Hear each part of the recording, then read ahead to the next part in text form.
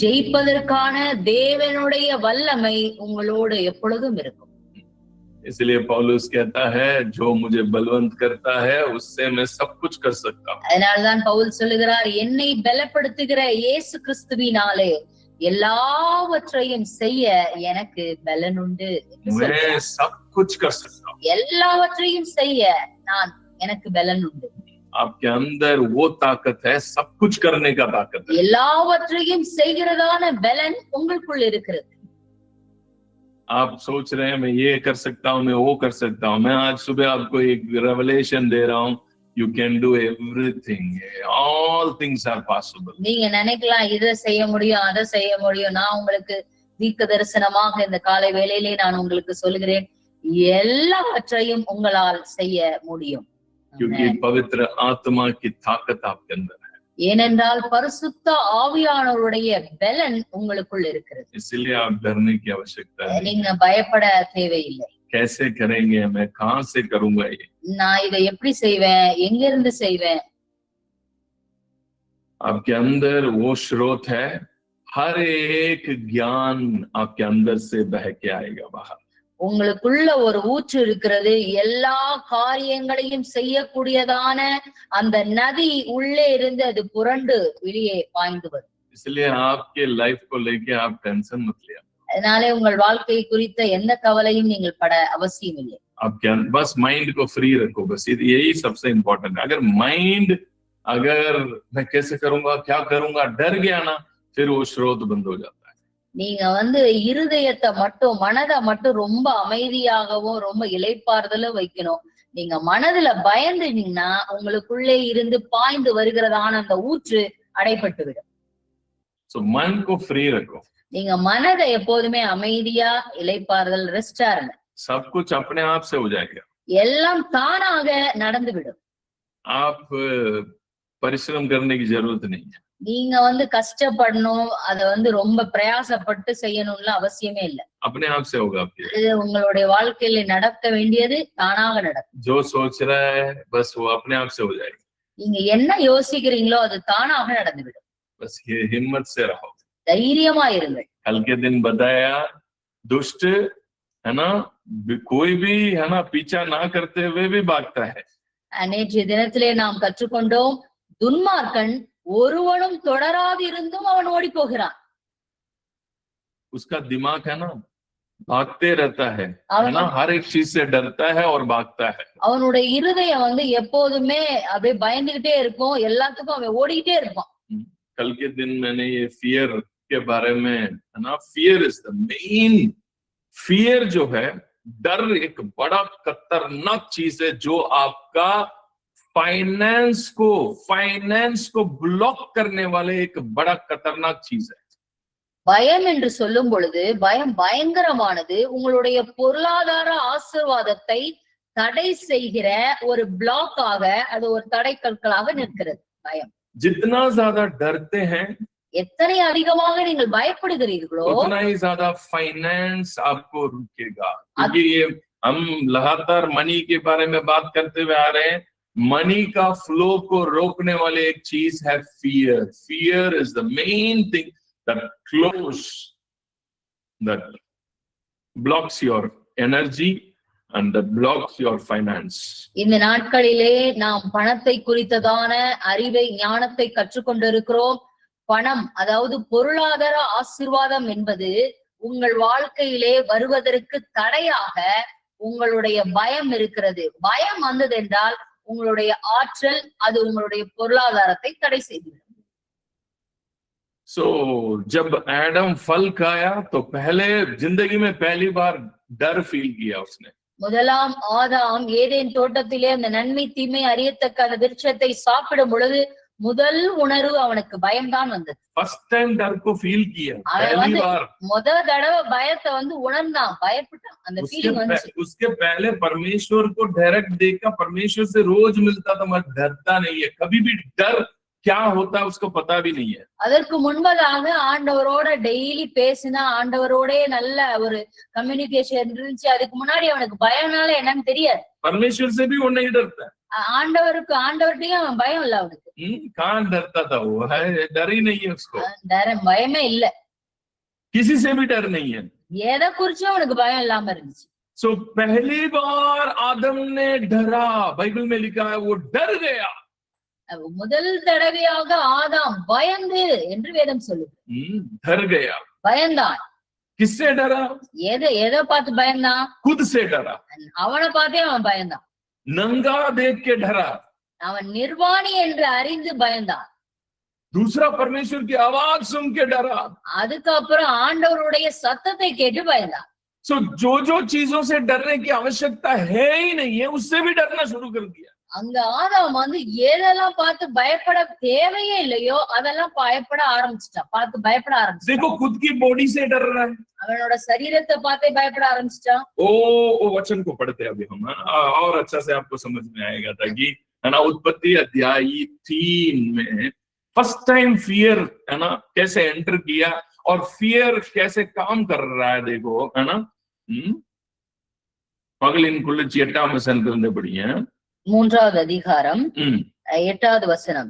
பகலில் குளிர்ச்சியான வேளையிலே தோட்டத்தில் உலாவுகிற தேவனாகிய கர்த்தருடைய சத்தத்தை அவர்கள் கேட்டார்கள்.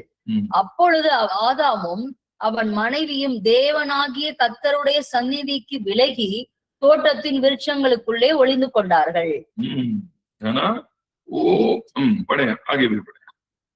அதற்கு 10வது வசனம். அதற்கு அவன், நான் தேவருடைய சத்தத்தை தோட்டத்திலே கேட்டு நான் நிர்வாணியா இருப்பதினால் பயந்து ஒளிந்து கொண்டேன் என்றான். परमेश्वर की आवाज से डरने लगा हृदय। ஆதாமுக்கு ஆண்டவருடைய சத்தத்தை கேட்டு அவனுடைய இருதயம் பயப்பட ஆரம்பிச்சிச்சு. देखो जिसने बनाया उसको, जिसने है ना इस दुनिया में लेके आया, जिसने उसको श्वास दिया, யார் மூலமா அவன் இந்த பூமிக்கு வந்தானோ, யார் மூலமா சுவாசத்தை பெற்றானோ, உருவாக்கப்பட்டவனோ அவரை பார்த்தே பயப்பட ஆரம்பிச்சிட்டான். फियर ऐसा एक नेगेटिव एनर्जी है, आपको है ना बेवजह है ना फियर एक ऐसे फीलिंग, अगर आपको आपके थॉट्स पे अगर काबू करना शुरू कर दिया, बेवजह वो आपको डराएगा, बेवजह आपको है ना भगाएगा आपको। यहाँ पे देखो पहली बार उसने भाग गया, वचन में लिखा मैं भाग गया। பயம் என்கிறதான உணர்வு அது எப்படின்னா, காரணமே இல்லாமல் நீங்கள் ஓட ஆரம்பித்து விடுவீர்கள், உங்களுடைய எண்ணங்கள் ஓட ஆரம்பித்து விடும். आदम बाद में भागा, पहले उसके दिमाग भागने लग गया। ஆதாம் வந்து அப்புறம் தான் ஓட ஆரம்பிச்சா, ஃபர்ஸ்ட் அவனோட மனம் ஓட ஆரம்பிச்சிச்சு. वो बोल रहा है परमेश्वर से मैं नंगा हूं इसलिए डर गया। தேவன்கிட்ட சொல்றான், நான் நிர்வாணியா இருப்பதினால் நான் ஒளிந்து கொண்டேன், பயந்தேன்னு சொல்றான்.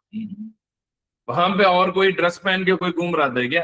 அங்க வேற யாரோ ட்ரெஸ் போட்டுட்டு சுத்திட்டு இருந்தாங்களா? और कोई ड्रेस पहनते हुए घूम रहे थे क्या? அங்க தோட்டத்துல வேற யாராவது ட்ரெஸ் எல்லாம் போட்டுட்டு அங்க இங்க போயிட்டு இருந்தாங்களா? कभी जिंदगी में ड्रेस कोई पहना ही नहीं है, ड्रेस क्या चीज है वो पता भी नहीं है, फिर भी उसकी दिमाग उसको डरा रहा है, तू नंगा तू नंगा तू नंगा। ஆதாம் இதற்கு முன்பாக யாரையும் ட்ரெஸ் போட்டு பார்த்ததே இல்ல. உடை என்று ஒரு அந்த வார்த்தையே அவனுக்கு என்னன்னே தெரியாது. ஆனால் முதல் தடவையாக நான் நிர்வாணி என்று அறிந்து அவன் பயந்தான் என்று போடப்பட்டிருக்கு. பயம் உங்களை இல்லாதவற்றை கொண்டு பயமுறுத்தும். பயம் இல்லாத ஒன்றை நினைச்சு கூட உங்களை என்ன செய்ய முடியும்னா உங்களை பயமுறுத்திக்கிட்டு இருக்க முடியும். அப்படி ஒரு விஷயமே இருக்காது.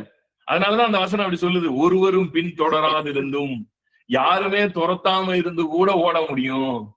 இங்க ஆதாம யாரா துரத்துனாங்களா ஆண்டவருடைய பிரசன்னத்தை விட்டு? यहाँ पे आदम को किसी ने भगाया क्या परमेश्वर की उपस्थिति से?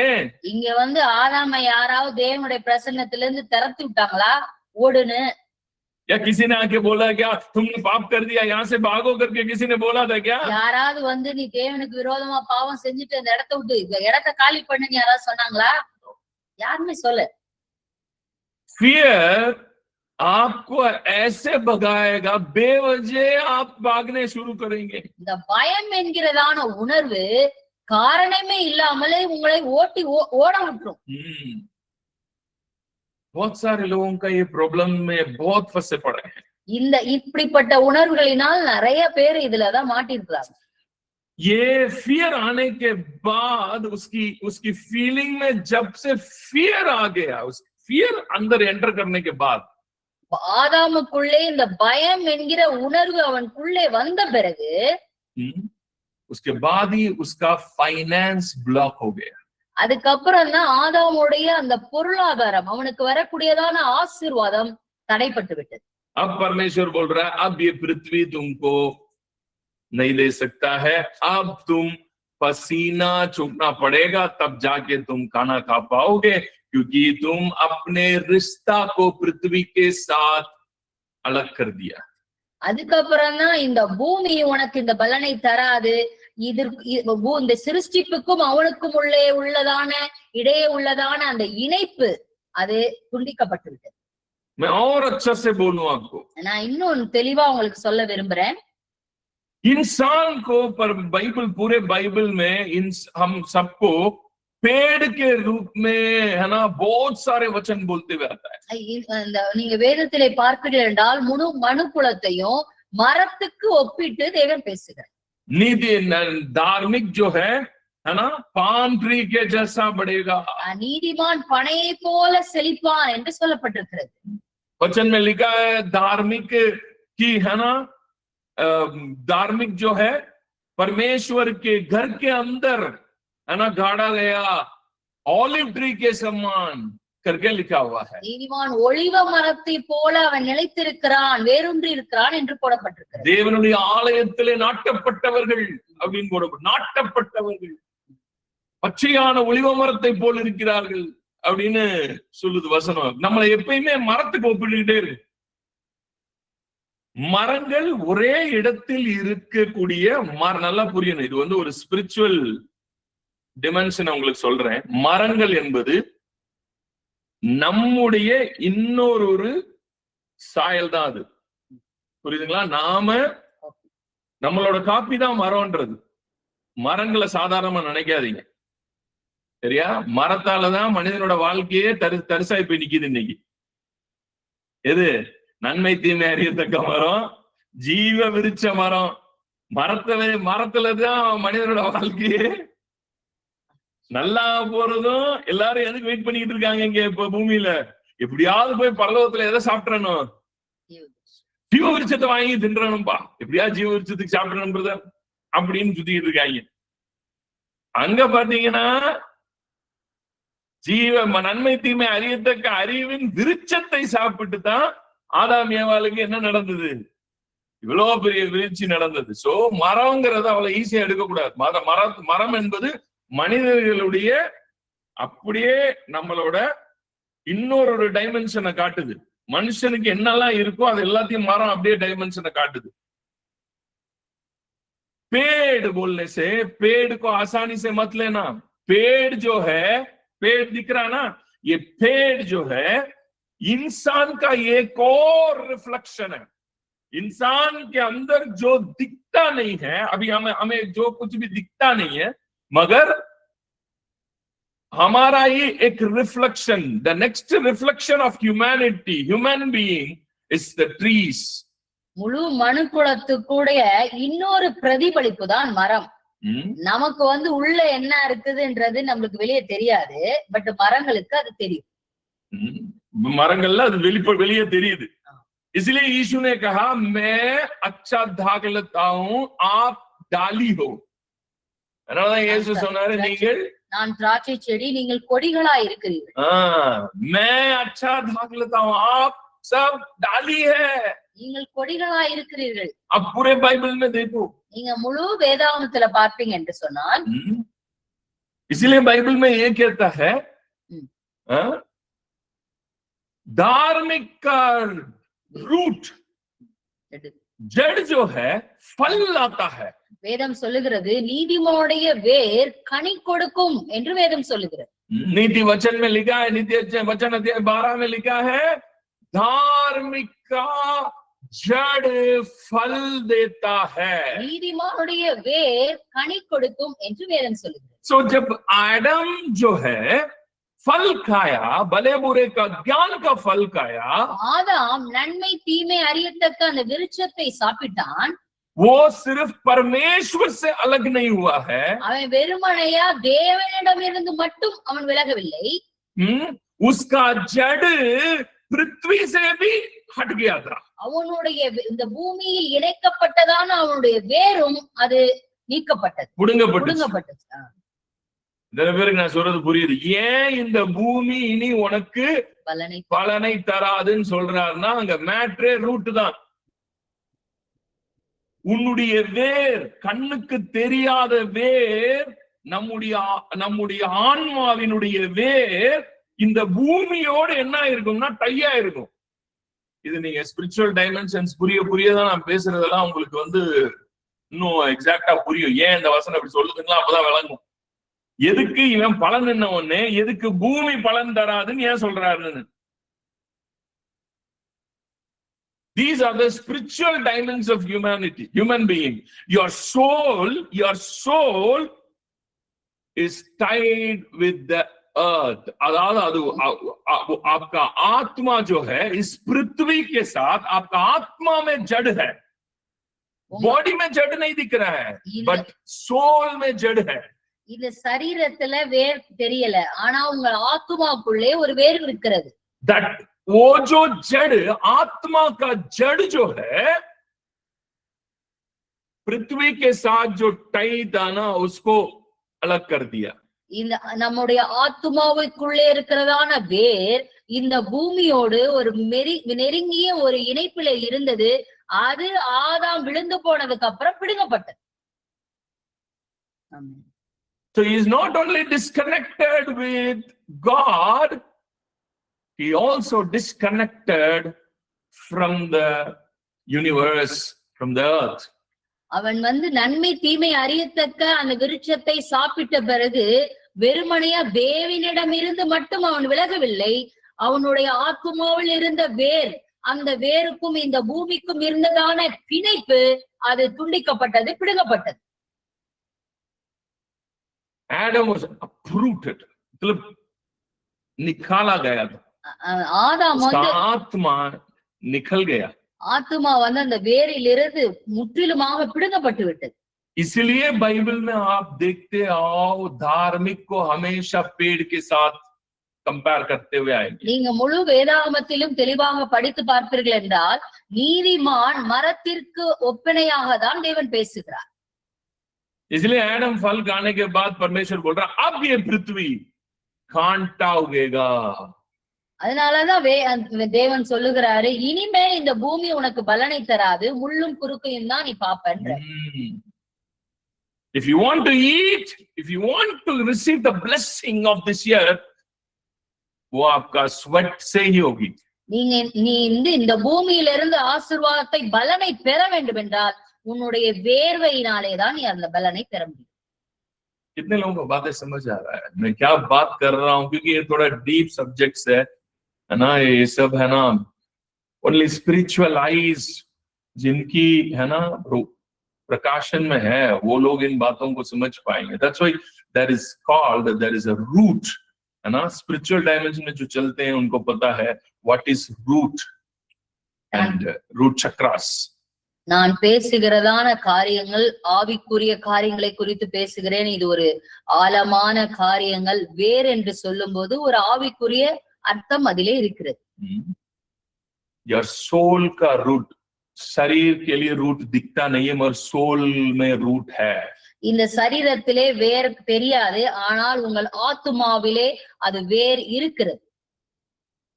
इसीलिए बाइबल ये भी कहता है, जो बंदा, भजन संहिता अध्याय 1 में लिखा है, जो बंदा रात दिन परमेश्वर के वचन पे ध्यान करेगा वो ऐसे वृक्ष के समान है जो नदी के किनारे में लगाया गया है और वो अपने समय पे है ना, फल देगा, उसका पत्ते कभी मुरझाता नहीं है करके लिखा है। கர்த்தருடைய வேதத்தில் பிரியமா இருந்து இரவும் பகலும் அவருடைய வேதத்தில் தியானமாய் இருக்கிற மனுஷன் பாக்கியவான். அவன் நீர்க்கால்களின் ஓரமாய் நடப்பட்டு தன் காலத்தின் தன் கனியை தந்து இலையுதிராய் இருக்கிற மரத்தை போல் இருப்பான். क्यों क्यों वो ऐसे वृक्ष क्यों है वो? அங்க ஏன் அப்படிப்பட்ட விருட்சம் ஏன்? क्यों वो ऐसे वृक्ष है? அந்த விருட்சம் ஏன்? क्योंकि उसका जड़, मेन मैटर उसका जड़ कौन सा जड़ की बारे में बात कर रहा? रात दिन वो नदी के किनारे में जाके खड़े हो जाएगा करके लिखा है क्या? नहीं, उसका जो माइंड है ना, सोल है ना, सोल का जड़ जो है நதி में लगाया गया है. இங்க போடப்பட்டிருக்கிற வசனம் போட்டிருக்குல, அந்த மாதிரி எப்படி அந்த நீர்க்கால்கள் அப்படியே போய் நிக்கிறது அப்படி கிடையாது. அவனுடைய ஆத்துமா இரவும் பகலும் தேவனுடைய அந்த வசனத்தின் மேல் அவனுடைய மனமானது அது வேறுண்டப்பட்டிருக்கு. सोल का रूट जो है, सोल में रूट है ना, आपका सोल का रूट कहाँ पे लगा हुआ है? உங்களுடைய ஆத்துமாவில் இருக்கிறதான வேர் எங்கே நாட்டப்பட்டிருக்கிறது? अगर वो रूट के बारे में आपको पता ही नहीं है, और रूट में क्या रूट है कि नहीं है पता ही नहीं है, உங்களுக்கு வேற பத்தியும் தெரியல, வேறு எங்க இருக்குன்றத பத்தியும் தெரியலனா आपका फाइनेंस रुक जाएगा. अगर रूट ब्लॉक है, உங்களுடைய रूट अगर ब्लॉक है, रूट अगर नदी के पास नहीं है, உங்களுடைய வேரானது அது நீர்க்கால்களின் பக்கமா இல்லாமல் அது அடைப்பட்டு இருக்கும் என்றால் फाइनेंस 100% ब्लॉक होगी. உங்களுடைய பொருளாதாரம் 100% அது தடைப்பட்டுவிடும். जिसके रूट ब्लॉक है, யாருடைய வேர் அடைக்கப்பட்டு இருக்கிறதோ, जिसका रूट ब्लॉक है, யாருக்குள்ளே ஆத்மாவுக்குள்ளே இருக்கிற வேர் அடைக்கப்பட்டிருக்கிறதோ, वो लोगों के हृदय में घबराहट, fear, anxiety and financial blockage. அவர்களுடைய இருதயத்திற்குள் எப்பொழுது பயம் இருக்கும், பதட்டம் இருக்கும், கலக்கம் இருக்கும், அவருடைய பொருளாதாரம் 100% அடைபட்டுவிடும். कितने लोग अच्छी तरह से समझ आ रहा है? நான் பேசுகிறது உங்களுக்கு தெளிவாகிறதா?